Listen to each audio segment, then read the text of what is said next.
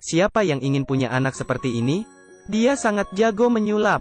Dan yang lebih hebat, anak-anak lain biasanya diatur oleh ibu mereka.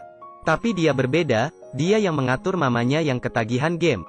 Bahkan setelah dia meninggal karena sakit, dia masih meninggalkan $680.000 untuk ibunya. Dan sangat banyak saham dan obligasi. Bahkan ada rencana pembunuhan. Henry berusia 11 tahun dan tidak punya ayah. Dia adalah seorang yang sangat jenius. Dia tinggal bersama adik dan ibunya. Ini adalah keluarga yang sangat bahagia. Henry sebagai kakak dari adiknya adalah tulang punggung keluarga. Saat adiknya dipukul teman dan dipanggil si bodoh, Henry akan melindunginya dan juga menyulap untuk membuatnya tersenyum. Henry adalah anak yang sangat cepat dewasa. Dia bertanggung jawab mengatur keuangan bulanan, pemilihan saham perbankan dan sebagainya diatur olehnya, dan peran ibunya di dalam keluarga kelihatan seperti seorang anak kecil. Ibunya suka bermain game, tidak mengerti cara merencanakan untuk keluarga. Segala sesuatu dalam hidup, ibunya akan bertanya pendapat dari anaknya. Sebagai tulang punggung keluarga, selain melindungi adiknya agar tidak diganggu, dia juga harus merencanakan untuk keluarganya. Malam itu, ibunya mabuk. Henry harus berperan sebagai orang tua untuk menjaga adiknya hingga tidur. Dan saat itu, dari jendela, Henry melihat gadis yang dia sukai, Tina, ayah tiri Tina yang sedang mabuk. Dengan emosi masuk ke kamar Tina. Kemudian terdengar suara tangisan. Saat itu juga, Henry mengerti. Alasan Tina selalu terlihat sangat tertekan. Jika gadis yang kamu cintai disiksa orang, apa yang akan kamu lakukan? Henry yang masih 11 tahun memutuskan untuk diam-diam membantu Tina. Setelah pengamatan panjang Henry, dia memutuskan untuk melaporkan ayah tiri Tina ke kepala sekolah. Henry yang sangat cerdas menjelaskan hal yang terjadi pada Tina dengan jelas. Dari nilai Tina yang menurun, dan juga bekas luka di badan, bisa membuktikan kekerasan yang dirasakan Tina. Tapi kepala sekolah menjawab, ayah tiri Tina adalah seorang polisi yang sangat dihormati oleh penduduk setempat. Dia tidak mungkin melakukan kekerasan terhadap anak, karena tidak ada bukti yang kuat. Henry tidak bisa membuktikan hal ini. Kepala sekolah juga tidak bisa dalam situasi ini menuduh ayah tiri Tina. Henry memutuskan untuk menyelamatkan Tina sendiri. Dia menelpon pusat perlindungan anak dan melaporkan ayah Tina. Namun sangat disayangkan, pengurus di pusat perlindungan anak adalah teman baik ayah Tina. Dia yakin bahwa apa yang Henry katakan tidak benar. Henry bisa melihat kegelapan di mata mereka.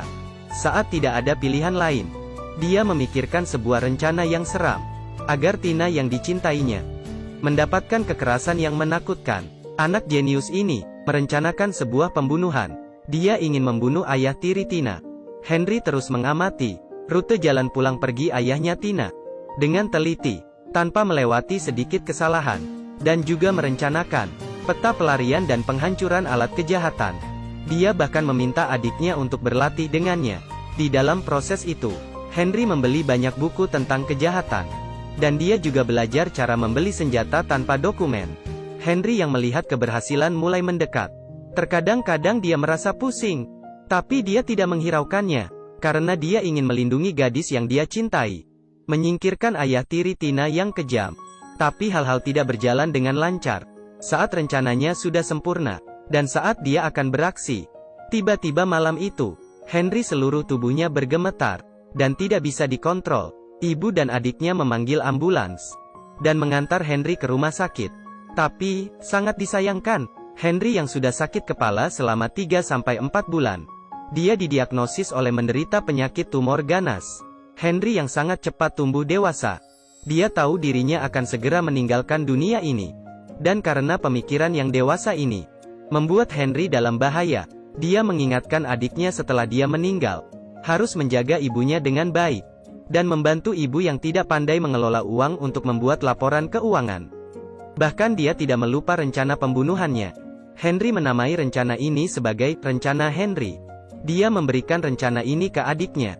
Mulai dari itu, adiknya selalu menemani Tina pulang sekolah. Adiknya juga mengikuti permintaan dia untuk memberikan buku rencana itu ke ibunya. Setelah melewati waktu-waktu yang sulit, anak yang jenius ini meninggal di pelukan hangat ibunya. Ibu Henry yang melihat rencana pembunuhan Henry sangat terkesan dengannya, tapi dia juga merasa rencana penyelamatan Henry terlalu kekanak-kanakan. Anak kecil bagaimana bisa membunuh kepala polisi?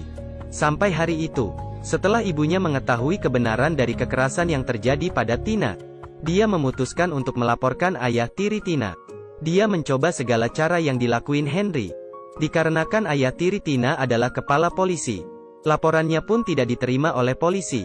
Semua agensi terus menolak. Ibu Henry adalah orang yang memiliki rasa keadilan. Ditambah kerinduan terhadap anaknya, dia memutuskan membantu anaknya untuk mengabulkan rencana pembunuhan ini. Dia mengambil buku rencana itu dan mempelajarinya dengan teliti. Ibunya juga menemukan rekaman Henry. Mendengar suara Henry, mamanya terdiam. Rupanya saat Henry dirawat, dia sempat pulang rumah secara diam-diam dan merekam rencana pembunuhan itu. Ibunya mengikuti arahan rekaman Henry dan menyelesaikan tugas-tugas, bagaikan seperti seorang pembunuh wanita yang penurut. Dia mengikuti detil di buku rencana Henry dan menggunakan kata-kata Henry untuk membeli pistol tanpa dokumen. Ibunya yang tidak pernah memegang pistol, dirinya sangat tidak tenang. Dia mulai belajar menembak. Pertama-tama, dia tidak mengenai sasaran. Setelah lama latihan, dia sudah seperti pembunuh bayaran. Setelah semua disiapkan, rencana pembunuh pun dimulai. Ibu Henry memancing ayah tiri Tina keluar dari rumah dan masuk ke dalam jarak tembaknya. Saat ibu Henry akan menembak, ayah tiri Tina masih tidak tahu dirinya sudah diincar. Namun karena ini adalah kali pertama dia membunuh, ibunya sangat gelisah. Sasarannya tiba-tiba melihat ke arahnya. Ibu Henry pun terkejut dan tidak sengaja menyentuh perangkap domino yang dibuat adik Henry. Perangkap mulai bergerak. Ini seperti reaksi berantai. Saat ibunya bersiap-siap untuk menembak, bolanya jatuh dan membuka foto-foto. Melihat foto kedua anaknya, semuanya adalah foto mereka tersenyum. Hati ibunya tersentuh. Henry hanya seorang anak kecil. Hal ini tidak seharusnya direncanakan dia. Sebelumnya, anak yang selalu mengambil keputusan untuknya. Sampai bermain game harus disuruh anaknya. Tapi kali ini, dia ingin memutuskan sendiri. Dia tidak ingin anaknya menjadi pembunuh. Ibu Henry tidak menembakkan pelurunya. Tapi dia meminta ayah tiri Tina untuk menyerahkan diri sendiri, agar hukum keadilan yang menyelesaikan semua ini. Tapi ayah Tina tidak mau. Dia ingin menggunakan kekuasaannya untuk menangkap ibunya Henry. Tapi dia tidak tahu, saat Tina lagi menari, dirinya yang gemetaran, membuat kepala sekolah terpengaruh. Kepala sekolah akhirnya mengetahui perihal kekerasan yang diterima Tina. Ditambah dengan laporan Henry sebelumnya, kepala sekolah memutuskan untuk membantu Tina. Kantor polisi terpaksa harus memeriksa ayah tiri Tina. Dan ibunya Henry juga melaporkan ayah tiri Tina ke pengadilan. Serangan yang berterusan membuat kepala polisi ini tidak bisa bertahan. Dia sangat malu untuk muncul di pengadilan. Menghadapi semua tekanan ini, ayah tiri Tina mengakhiri hidupnya sendiri. Setelah itu, ibu Henry mengasuh Tina dan menjadi orang tua Tina. Akhirnya tujuan Henry tercapai. Dia berhasil melindungi gadis yang dia cintai. Ibu Henry, adik Henry, dan Tina. Mereka membentuk satu keluarga bahagia yang baru. Ibunya Henry berhasil keluar dari kesedihan dan memulai kehidupan yang baru. Akhirnya film ini pun berakhir bersama suara rekaman Henry. Seperti kata-kata Henry ke ibunya, kekerasan bukan hal yang paling parah di dunia ini, tapi kedinginan itu yang paling parah.